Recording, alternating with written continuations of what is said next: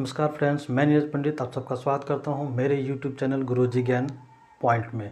तो दोस्तों, प्राचीन भारत के इतिहास के संदर्भ में मैंने अपने पिछले वीडियो में आपको प्रागैतिहासिक काल और सिंधु घाटी सभ्यता के बारे में बताया था।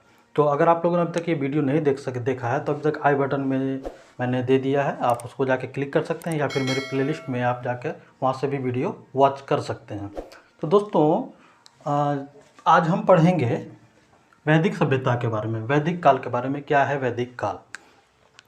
तो जब तक भारत में सिंधु घाटी सभ्यता की खोज नहीं हुई थी तब तक हम लोगों या इतिहासकार ये मानते थे कि सबसे प्राचीन सभ्यता वैदिक सभ्यता ही है। लेकिन सिंधु घाटी सभ्यता की खोज होने के बाद तब पता चला लोगों को नहीं कि वैदिक सभ्यता से पहले भी कोई एक सभ्यता हुआ करती थी। हालांकि नगरीय संरचना उसमें सिंधु घाटी सभ्यता में ही शुरू हो चुकी थी, लेकिन वैदिक सभ्यता से हम लोग ग्रामीण संरचना के बारे में भी जानकारी मिलती है। तो आइए देखते हैं आज का टॉपिक वैदिक सभ्यता के बारे में। वैदिक सभ्यता का नाम वैदिक सभ्यता क्यों पड़ा? जी हाँ, इसमें वेदों की खोज हुई थी। जी हाँ दोस्तों, वैदिक सभ्यता के अंतर्गत ही वेदों की रचना हुई थी। जैसा कि नाम से ये स्पष्ट है, वैदिक सभ्यता। वेद का क्या अर्थ होता है? वेद का अर्थ होता है ज्ञान। जी हाँ, अब इसका एक समय देख लेते हैं। वैदिक सभ्यता का समय 1500 से 600 बीसी के बीच माना जाता है। वैदिक काल की सभ्यता का समय जो है 1500 से 600 बीसी के बीच माना जाता है। वैदिक सभ्यता को दो भागों में बांटा गया है। वैदिक सभ्यता कितने भागों में बांटा गया है? दो भागों में बांटा गया है। पूर्व वैदिक काल, प्री वैदिक पीरियड, और उत्तर वैदिक काल, पोस्ट वैदिक पीरियड। जी हाँ, दो भागों में बांटा गया है उसके काल के आधार पर। जहाँ तक पूर्व वैदिक, इसको हम आगे डिफाइन करेंगे आपको। जहाँ पूर्व वैदिक काल को का समय 1500 से 1000 बीसी के मध्य माना जाता है, तो वहीं उत्तर वैदिक काल को का समय 1000 से 600 बीसी के मध्य माना जाता है। 1000 से 600 बीसी के मध्य उत्तर वैदिक काल को माना जाता है। अब एक बार देख लेते हैं कि उदय, वैदिक सभ्यता का उदय किस प्रकार हुआ, आखिर उसके क्या कारण थे, कहाँ से आया वैदिक सभ्यता। तो इतिहासकार मैक्स मुलर ने कहा है कि इनका श्रेय आर्यों को दिया है। जी हाँ, आर्यों को, जो कि मध्य एशिया से आए हैं। जी हाँ, मध्य एशिया से आए थे। वहीं संपूर्णानंद ने, इतिहास संपूर्णानंद ने उन्हें आल्प्स पर्वतीय क्षेत्र से आया हुआ मानते हैं। आल्प्स पर्वतीय क्षेत्र, जिसे यूरेशिया भी कहा जाता है। यूरेशिया, जी हाँ, आल्प्स पर्वतीय क्षेत्र को यूरेशिया भी कहा जाता है। संपूर्णानंद ने उसे वहां से आया हुआ मानते हैं। अब आर्य का मतलब क्या होता है? जी हाँ, आर्य का मतलब होता है श्रेष्ठ, श्रेष्ठ जाति, हाँ, जिसे हम आर्य कहा जाता है। अब इसका एक बार साक्ष्य देख लेते हैं कि कहाँ कहाँ से मिले हैं। वैदिक सभ्यता के साक्ष्य में कहाँ कहाँ से प्राप्त हुए हैं। तो वैदिक सभ्यता का जो साक्ष्य है पुरातात्विक भी था और लिखित भी था। जी हाँ, ये एक ऐतिहासिक कालीन सभ्यता। जहाँ तक हमने पिछले वीडियो में, प्राचीन भारत के इतिहास के पिछले वीडियो में हमने ये बताया था कि इतिहास को 3 भागों में बांटा गया है: प्रागैतिहासिक काल, आद्य ऐतिहासिक काल और ऐतिहासिक काल। जहाँ प्रागैतिहासिक काल में सिर्फ पुरातात्विक स्रोतों के आधार पर उसका वर्णन किया गया था, जबकि आद्य ऐतिहासिक काल में लिखित तो उपलब्ध था लेकिन उसे पढ़ा नहीं जा सका था। जबकि ऐतिहासिक काल में हमें पुरातात्विक स्रोतों के साथ साथ लिखित स्रोत भी प्राप्त हुए हैं, इसलिए इसे ऐतिहासिक काल के अंतर्गत ये आते हैं। तो पुरातात्विक स्रोतों में क्या क्या है, जरा इसे एक बार हम नज़र देते हैं। तुर्की का एक स्थान है बोगाज़कोई। क्या स्थान है? बोगाज़कोई। यहाँ से अभिलेख प्राप्त हुए हैं जिससे वैदिक सभ्यता के बारे में जानकारी मिलती है। इसकी खोज जो है 1400 बीसी में मानी जाती है। कितने में? 1400 बीसी में खोज मानी जाती है। इस अभिलेख में भारतीय देवी देवताओं का उल्लेख है। ये जो बोगाज़कोई का जो अभिलेख प्राप्त हुआ है, इसमें भारतीय देवी देवताओं के बारे में इसमें उल्लेख है। अब कौन कौन से देवी देवता हैं देख ले एक बार। इसमें वरुण, इंद्र, अश्विन और मित्र। जी हाँ, ये चार देवी देवताओं का उल्लेख है, जिसमें वरुण जल के देवता, इंद्र जो हैं देवताओं के देवता, अश्विन औषधीय उपचार रोग सबको दूर करने के लिए देवता, और मित्र कोई देवता होंगे, उसके बारे में मुझे ज़्यादा डिटेल से पता नहीं है। उसी तरह का ये चार जो हैं देवी देवता का उल्लेख हमें बोगासकोई के अभिलेख से प्राप्त हुए हैं। अब देखते हैं इसके अन्य पुरातात्विक स्रोतों में पूर्व वैदिक कालीन मृत भांड। इसमें मृत भांड में मिले हैं, मतलब मिट्टी के बर्तन। अब पूर्व वैदिक काल में जो मिले हैं, उसमें उत्तर वैदिक काल में जो मिले हैं, उसके आधार पर हम एक बार इस देखते हैं। तो जो पूर्व वैदिक कालीन मृत भांड मिले हैं उसे गौरी या गेरुवर्णी कहा जाता है। जी हाँ, पूर्व वैदिक कालीन जो मिले हैं उसे गेरुवर्णी या गौरिक कहा जाता है। उसी प्रकार उत्तर वैदिक कालीन जो मृत भांड मिले हैं उसे चित्रित धूसर मृत भांड कहा जाता है। उत्तर वैदिक कालीन मृत भांड को चित्रित धूसर मृत भांड कहा जाता है।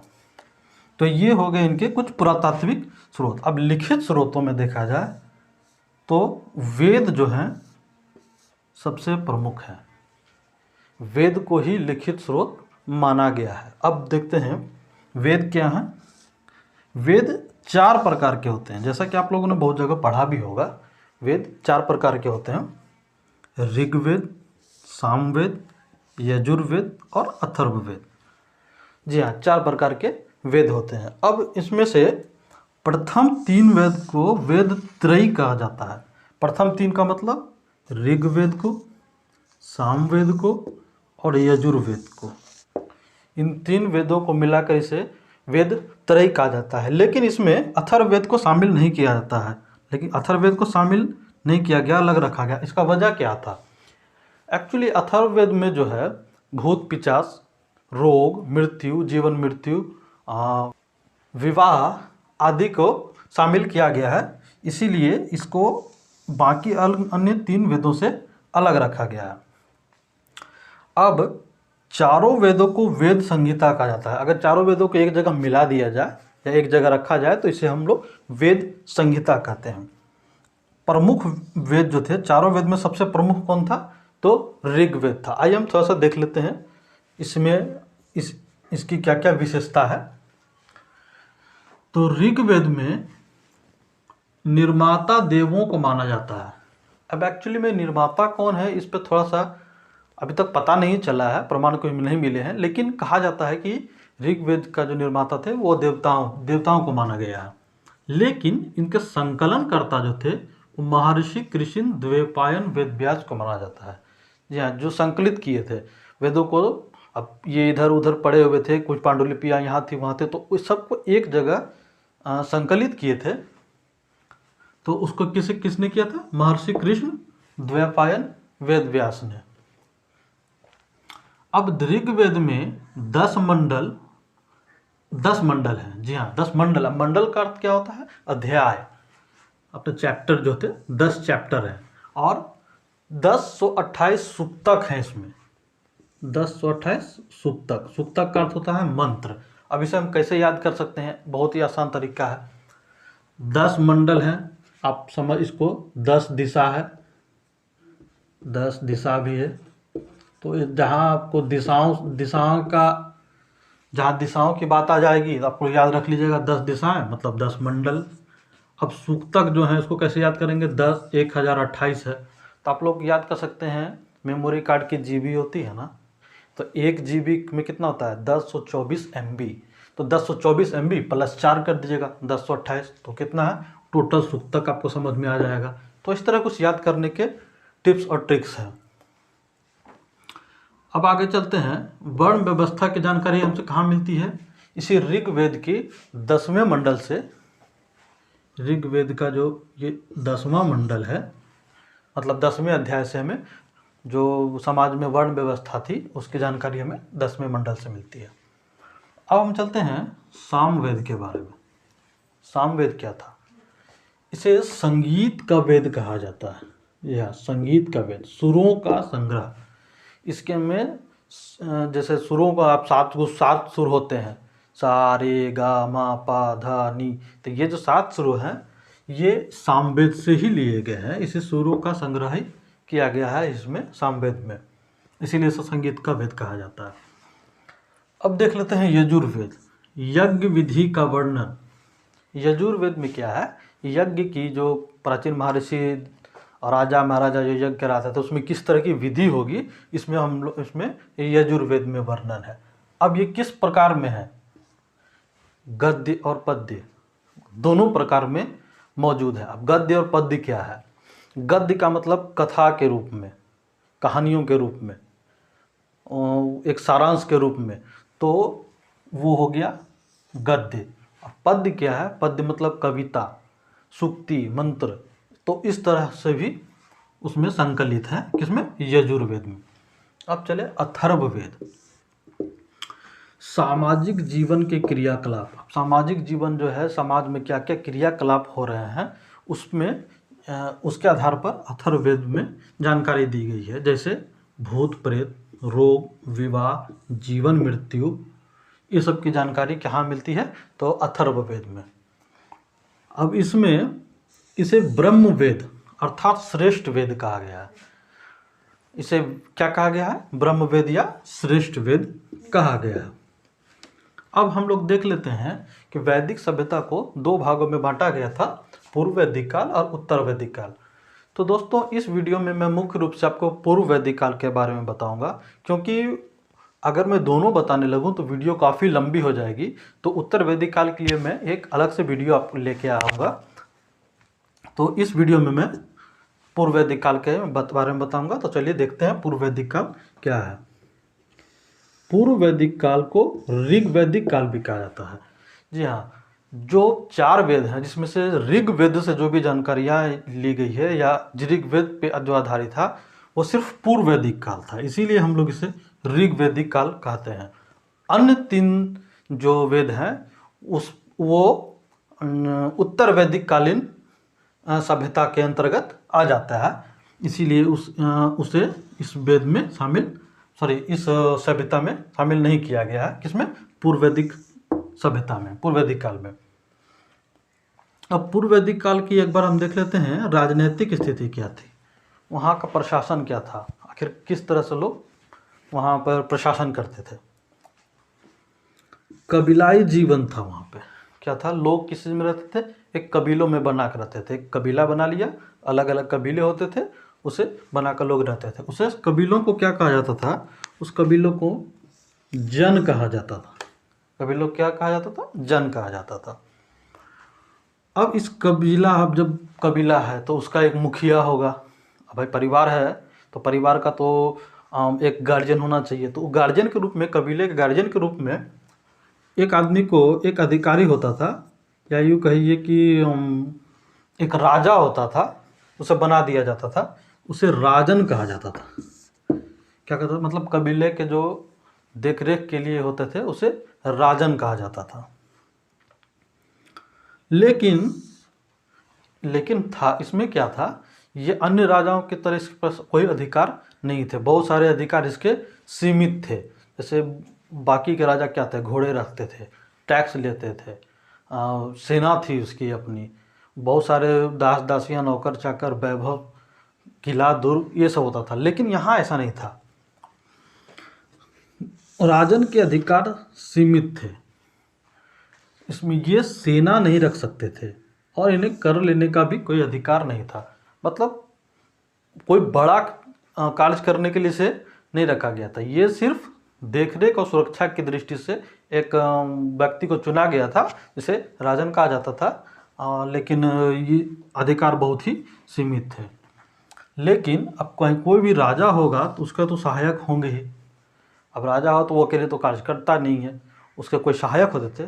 तो इसी राजा के सहायता के लिए कुछ संस्था बनी थी, कुछ संस्थाएं बनी हुई थी। अब वो कौन कौन सी संस्था थी, वो संस्था थी समिति, सभा, विदत और गण।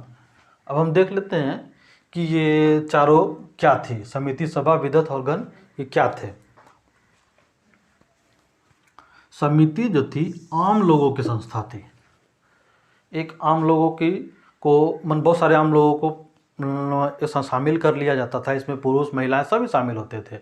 तो इस तरह की एक संस्था बनाई जाती थी जिसे समिति कहा जाता था। इसमें पुरुष और महिला दोनों शामिल होते थे और इसका कार्य क्या था, राजा को विषय विषय पर सलाह देना, महत्वपूर्ण विषय पर सलाह देना, किसी भी तरह का पानी की व्यवस्था करना हो या युद्ध का लड़ना हो तो एक आम सभा होती थी, समिति का गठन किया जाता था, तो उन लोगों ने सलाह दिया जाता था उसमें। सभा, सभा क्या था? सभा जो था कुलीन, धनाढ़, शिक्षित, उच्च वर्ग, मतलब जितने धनाढ़ लोग थे, कुलीन वर्ग के पढ़े लिखे लोग, और रसूख वाले, उच्च वर्ग वाले, तो इस तरह के लोगों को मिलाकर एक संस्था बनाई गई थी जिसे सभा कहा जाता था। और ये जो थे महत्वपूर्ण विषयों पर ही सलाह लेकर करते थे। बहुत ज़्यादा महत्वपूर्ण होगा तभी इनकी सलाह ली जाती थी या सलाह देते थे। इनकी संख्या सीमित थी। इनका एक संख्या निर्धारित कर दिया जाता था कि 10 रहेंगे, 5 रहेंगे, 8 रहेंगे, 7 रहेंगे, मतलब एक संख्या सीमित होती थी। हाँ, इसमें असंख्य लोग नहीं रहते थे। अब चलते हैं विदथ। विदथ क्या था? अब जहाँ दो कबीले होंगे तो वहाँ तो अक्सर झगड़े होंगे ही, युद्ध होंगे ही। तो होता तो क्या था, जब दो कबीलों में युद्ध होता था या युद्ध शुरू होता था तो हारने वाली जो कबीला था वो लोग तो भाग जाते थे। अब जो जीतने वाले था कबीला, वो क्या करते थे कि उनके सारी संपत्ति लूट लेते थे, वस्तु लूट लेते थे, उपज जो था, कृषि उपज था, वो सब लूट लेते थे। तब उन लोगों लूटे हुए चीज़ों का बंटवारा करने के लिए एक संस्था बनाई गई थी जिसे विदथ कहा जाता था। क्या कहा जाता था? विदथ। अब देखिए इसमें क्या है, अन्य कबीलों से लूटे हुए वस्तुओं, उपज आदि का बंटवारा करने के लिए इस समिति का, इस संस्था का गठन किया गया था। ये संस्था सबसे पुरानी थी। जी हाँ, इसलिए पुरानी थी क्योंकि सबसे पहले लोग कबीला बनाए होंगे, 2-4 कबीलों से झगड़ा हुआ होगा तो वहाँ से लूट के लाते होंगे, तो अब इसको बंटवारा किया जाए तो सबसे पहले ये बना होगा, इसलिए सबसे पुरानी संस्था कौन थी? विदथ थी। इस संस्था में भी स्त्री और पुरुष दोनों शामिल होते थे। इस संस्था में भी स्त्री पुरुष को दोनों सम्मिलित होते थे। अब था गण। गण क्या था? ये उच्च कुलीन वर्गों की संस्था थी। कुलीन वर्ग था जो पढ़े लिखे लोग थे, एक समिति संस्था बना रखते थे, उसे गण कहा जाता था। ये सब का कार्य क्या था? राजा को सलाह देना, इससे ज़्यादा और कुछ नहीं करते थे ये लोग। अब राजा है, राजा की सहायता के लिए अधिकारी जिसे रत्निम कहा जाता था। अब राजा की सहायता के लिए कुछ अधिकारी भी नियुक्त किए जाते थे, कुछ कर्मचारी भी नियुक्त किए जाते थे, तो उसे क्या कहा जाता था? रत्निम। उसे रत्निम कहा जाता था। अब ये रत्निम क्या थे? इसके अंतर्गत कौन कौन आते थे? इसके अंतर्गत पुरोहित, सेनानी, पुरुप और स्पश, ये 4 प्रकार के रत्निम होते थे। अब इसमें पुरोहित का कार्य क्या था? धार्मिक सलाह देना। अब राजन है, क्या धर्म का कार्य करना है, क्या यज्ञ करना है, क्या हवन करना है, जो भी कुछ करना है धार्मिक कार्य, उस पर सलाह देते थे कौन? ये पुरोहित जी देते थे। अब आगे है सेनानी। सेनानी का क्या कार्य था? सेनानी जो था, नाम सही है सेनानी, सेना और युद्ध की सलाह। अब सेना तो आप ये सोच रहे होंगे कि उस वक्त तो राजा के पास सीमित था अधिकार, सेना रखने का अधिकार नहीं था, तो फिर ये सेना कहाँ से आ गया, सेनानी कहाँ से आ गया? तो इसके बारे में हम थोड़ी देर रुकिए, आगे मैं इसकी जानकारी दे रहा हूँ। तो सेनानी का जो था काम, सेना और युद्ध की सलाह देना था। पुरुप जो था, दुर्ग सुरक्षा की सलाह। अब जिस नगर को रहते थे, एक नगर बसाया जाता था और उसमें एक दुर्ग होता था, अब उसकी सुरक्षा किस प्रकार की जाए, उसकी देखरेख किस प्रकार की जाए, उसकी रक्षा के लिए पुरुप का गठन किया गया था। पुरुप लोग जो थे, अधिकारी का गठन किया गया था, ये दुर्ग सुरक्षा की सलाह देते थे। स्पश क्या था? गुप्तचर संस्था। अब जहाँ राजा है, 2 कबीला में है, झगड़ा हुआ, ये हुआ, तो उसके बीच में द्वेष हुआ, तो अब उसको जानकारी है कि रखने के लिए कि क्या कोई प्लानिंग कर रहा है या अगला कबीला के लोग क्या सोच रहे हैं, उसका क्या प्लानिंग है। तो इस सब जानकारी के लिए खुफिया तंत्र का ज़रूरत पड़ता था। तो उसके लिए स्पष्ट का गठन किया जाता था। ये एक खुफिया अधिकारी होता था। अब जरा सा देख लेते हैं कि पूर्व वैदिक काल में सेना किस प्रकार की होती थी। अभी मैंने बताया कि यहाँ सेनानी का अधिकारी होता था जो सेना और युद्ध की सलाह देता था। तब उसमें देखिए कि सेना का किस प्रकार की होती थी। नियमित नहीं होता था सेना। जी हाँ, इस प्रकार नहीं है कि एक सेना बना दिया गया, उसको वेतन दिया जाता है, नियमित है, जब ज़रूरत पड़ा तब उसको लड़ने के लिए तैयार हो गया। सो ऐसा नहीं था, नियमित कोई सेना नहीं थी। यहाँ पे सेना में आम लोग ही भर्ती होते थे। जब किसी तरह का झगड़ा हुआ, युद्ध हुआ, तो क्या करते थे, आम लोगों के बीच से ही जो कुशल योद्धा होते थे उसको चुन लिया जाता था और वो फिर युद्ध के लिए निकल पड़ते थे। तो नियमित सेना नहीं थी और संख्या भी सीमित थी। इसमें सेना में बहुत सीमित संख्या में सेना होते थे। किस प्रकार के सेना होते थे, घोड़े और पैदल। ये लोग घोड़े का प्रयोग करते थे युद्ध के लिए और पैदल सेना का भी प्रयोग किया जाता था। बाकी के दिनों में जब युद्ध वगैरह ख़त्म हो जाए, युद्ध नहीं हो रहा है, तो यही सैनिक फिर आम लोगों की तरह जीवन व्यतीत करते थे। वो सुशक्त सैनिक नहीं होते थे। तो इस प्रकार की सेना की व्यवस्था थी उस वक्त पूर्व वैदिक काल में। अब पूर्व वैदिक काल में कर की व्यवस्था क्या थी, नियमित नहीं थी कर। पूर्व वैदिक काल में कर नियमित नहीं थी, कर ऐच्छिक था। अब उसमें धनाढ़ लोग हैं, कुलीन लोग हैं, या जिसे भी देने का मर्जी हो जो, तो वो अपने मन से जितना कर दे सकता है, उसमें कोई बाध्य नहीं किया जा सकता था। ऐच्छिक था, अपने इच्छा के अनुसार जो दे दिया वो दे दिया। पहले के लोग ईमानदार होते थे।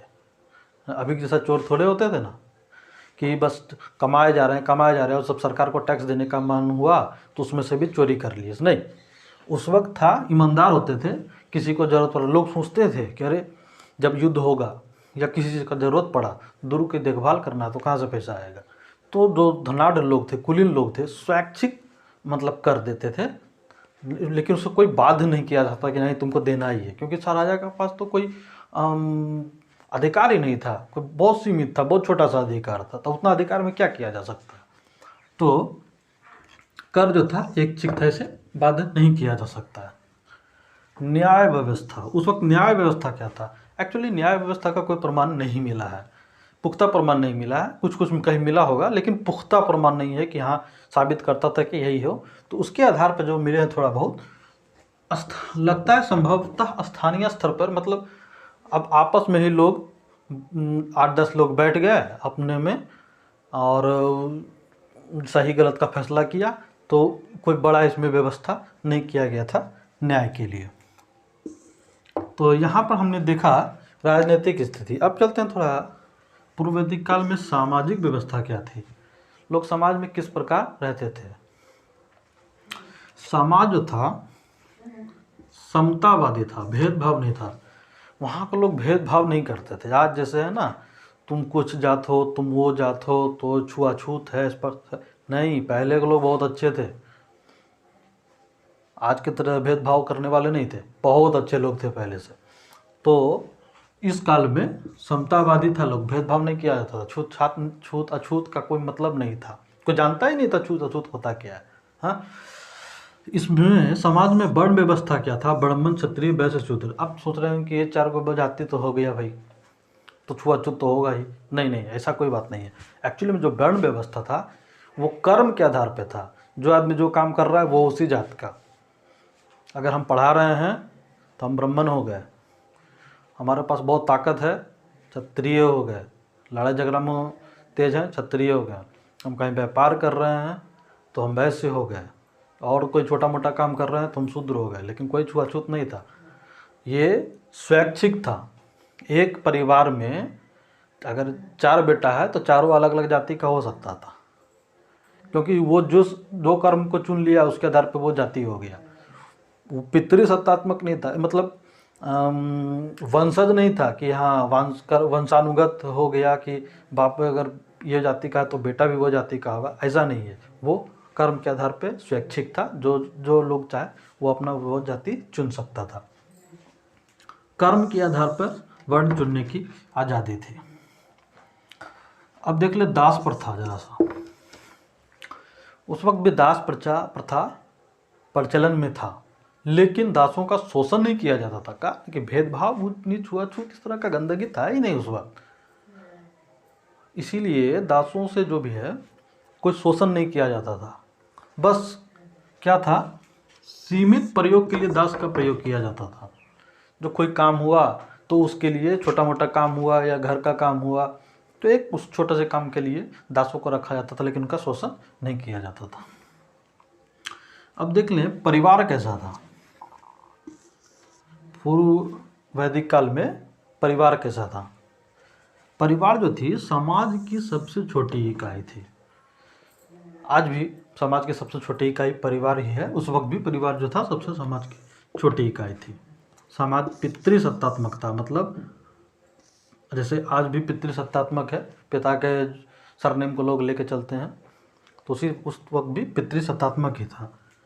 संयुक्त रहते थे लोग, एक ही घर में बहुत सारे लोग रहते थे। संयुक्त परिवार था, छोटा छोटा परिवार नहीं था, परिवार संयुक्त था। अभी स्त्रियों की स्थिति, पूर्व वैदिक काल में स्त्रियों की स्थिति काफ़ी अच्छी थी, बहुत अच्छी स्थिति थी, स्त्रियों की स्थिति थी। जैसे उन्हें शिक्षा का अधिकार था, स्त्रियों को शिक्षा का अधिकार था। बाल विवाह नहीं होता था, सती प्रथा नहीं था, दहेज प्रथा नहीं था। बहुत सुंदर व्यवस्था था पहले। आजकल तो लोग त्रस्त है ये सब चीज़ों से। हालांकि सती प्रथा तो आज भी नहीं है, लेकिन बाल विवाह भी बहुत जगह है। दहेज प्रथा तो तबाह करके रखा हुआ है पूरा समाज को। तो नहीं, उस वक्त ऐसा कुछ नहीं था। पुनर्विवाह की आज़ादी थी, विधवा पुनर्विवाह भी प्रचलित था। बहुत अच्छा व्यवस्था था उस वक्त।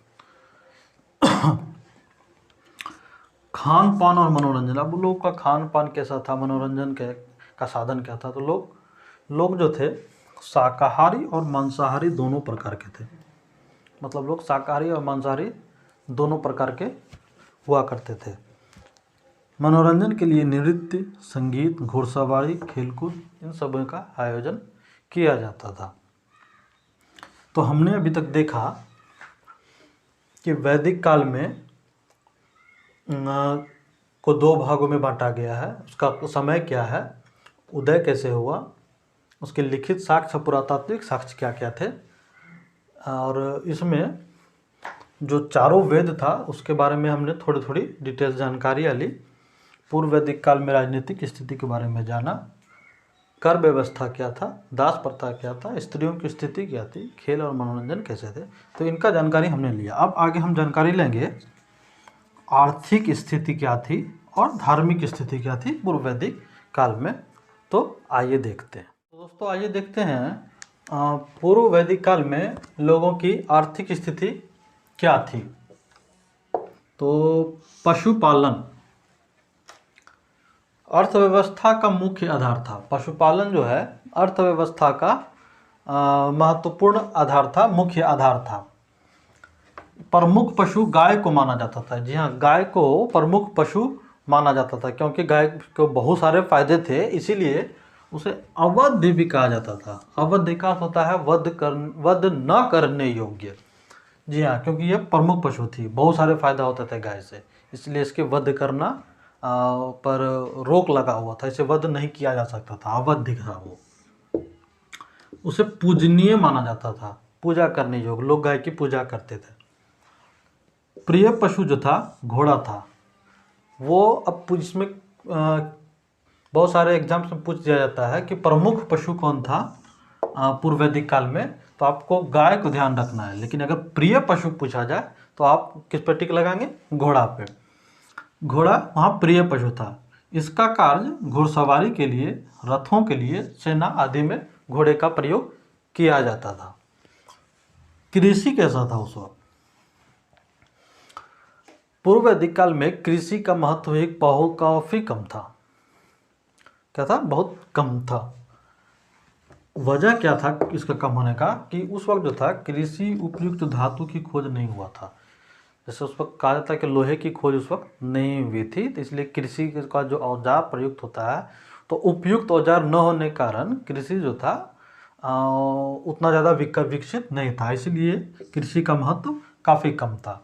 फिर भी लोग गेहूं जौ का उत्पादन करते थे, कृषि करते थे। उद्योग भी बहुत ज़्यादा बड़ा नहीं था, सीमित था, छोटे छोटे उद्योग थे, बड़े बड़े उद्योग तो उस वक्त थे नहीं। तो उद्योगों में क्या क्या होता था? उद्योगों में बढ़ईगिरी, कुम्भकारी का मतलब कुम्हार, मिट्टी के बर्तन बनाने वाले, तो उस तरह बढ़ईगिरी, कुम्भकार, रथ निर्माण करना, ये सब जो थे छोटे छोटे उद्योग थे। धातु के रूप में तांबे और कांसे का प्रयोग किया जाता था। धातु के रूप में क्योंकि उस वक्त लोहा का खोज नहीं हुआ था, इसलिए जो भी औजार या कुछ भी बनाते थे तो वो तांबे और धातु उसमें कांसे का प्रयोग करते थे। जैसा मैंने तो बताया था आपको कि कांस्य जो था तांबे और टीन का जो मिश्र धातु था उससे कांसा बनाया जाता था। व्यापार के किस प्रकार का था उस वक्त के लोग का? पूर्व वैदिक सभ्यता में, पूर्व वैदिक काल में, तो व्यापार जो था सीमित था, छोटे स्तरों पर व्यापार किया जाता था, बहुत ही सीमित व्यापार था और आंतरिक व्यापार था, विदेशी व्यापार नहीं होते थे। वजह क्या कि लोगों को विदेशी व्यापार में उतना ज़्यादा जानकारी था नहीं, उतना कृषि का उपज था नहीं, तो जो भी था पशुपालन पर ही आधारित थे, तो इसीलिए आंतरिक व्यापार ही प्रचलित थे, विदेशी व्यापार नहीं होते थे। मुद्रा का प्रचलन नहीं था, उस वक्त मुद्रा का प्रचलन नहीं होता था, तो लोग अपना जो व्यापार करने का तरीका क्या था? विनिमय प्रणाली था। विनिमय प्रणाली का क्या मतलब होता है कि लोग एक सामान देते थे, उसके बदले में दूसरा सामान लेते थे। सपोज कीजिए कि 1 किलो गेहूं दिया तो उधर से 1 किलो तेल दे दिया जाता था, तो इस प्रकार विनिमय प्रणाली का प्रयोग व्यापार के लिए किया जाता था। अब देख लेते हैं जरा सा पूर्व वैदिक काल में धार्मिक स्थिति क्या थी, लोग का धार्मिक क्या था। मेन रूप से जो ऋग्वैदिक काल है या पूर्व वैदिक काल है, पूर्व वैदिक काल, ये धर्म पर ही आधारित था, मुख्य रूप से धर्म पर आधारित था। धर्म का यहाँ विशेष महत्व था, बहुत महत्व था, कुछ हो न हो धर्म का बहुत ज़्यादा विशेष महत्व था। प्रकृति पूजक थे लोग, प्रकृति की पूजा करते थे, बहुत देववादी थे, एक देव की तक नहीं, बहुत सारे देवताओं की पूजा की जाती थी, जिससे आज मुख्य रूप से हिंदू धर्म में किया जाता है। देवताओं की 3 श्रेणियाँ थी, देवताओं को 3 श्रेणियों में बांटा गया था। कौन कौन श्रेणी था? अंतरिक्ष देवता, पृथ्वी देवता, आकाश देवता। अब अंतरिक्ष देवता में कौन कौन थे? इंद्र, मरुत, रुद्र और वायु। इन चारों को अंतरिक्ष देवता के रूप में मान्यता थी। जबकि पृथ्वी देवता में अग्नि, पृथ्वी, सोम और बृहस्पति को पृथ्वी देवता के रूप में मान्यता थी। जबकि आकाशीय देवता में सूर्य, वरुण, उषा, सविता और विष्णु, ये जो थे आकाशीय देवता में मान्यता प्राप्त था, इनको आकाशीय देवता के रूप में मानते थे लोग। इंद्र प्रमुख देवता थे, जो देवताओं में इंद्र को सबसे प्रमुख देवता माना जाता था और इन्हें पुरंदर कहा जाता था। क्या कहा जाता था? पुरंदर। पुरंदर का अर्थ होता था किला तोड़ने वाला। पुरंदर का अर्थ होता था किला तोड़ने वाला। इंद्र प्रमुख देवता थे और उसे पुरंदर कहा जाता था, इसे किला तोड़ने वाला। तो दोस्तों इस प्रकार हमने आज पूर्व वैदिक काल में देख लिया यहाँ आर्थिक स्थिति और धार्मिक स्थिति के बारे में। इसके पहले हमने राजनीतिक सामाजिक स्थिति के बारे में भी देखा, स्त्रियों की स्थिति क्या थी, इन सब के बारे में चर्चा किया था। दोस्तों इसका अगला भाग में हम चर्चा करेंगे उत्तर वैदिक काल के बारे में। जी हाँ, क्योंकि वीडियो काफ़ी लंबी होने जा रही थी, इसीलिए मैंने जो उत्तर वैदिक काल को है वो अगले वीडियो में आपको बताने का कोशिश करूँगा। तो उम्मीद है कि दोस्तों आपको ये वीडियो बहुत पसंद आई होगी। अगर पसंद आई हो तो कृपया सब्सक्राइब जरूर कर दें, उसके बगल में बेल आइकन को प्रेस करना ना भूलें, लाइक करें और अपने सुझाव कमेंट्स बॉक्स में ज़रूर लिखें। हमें ये पता चलना चाहिए कि आप लोगों को वीडियो कैसा लगा। आपके कुछ सुझाव होंगे, उस पर भी हम अमल करने की कोशिश करेंगे। तब तक के लिए बाय बाय।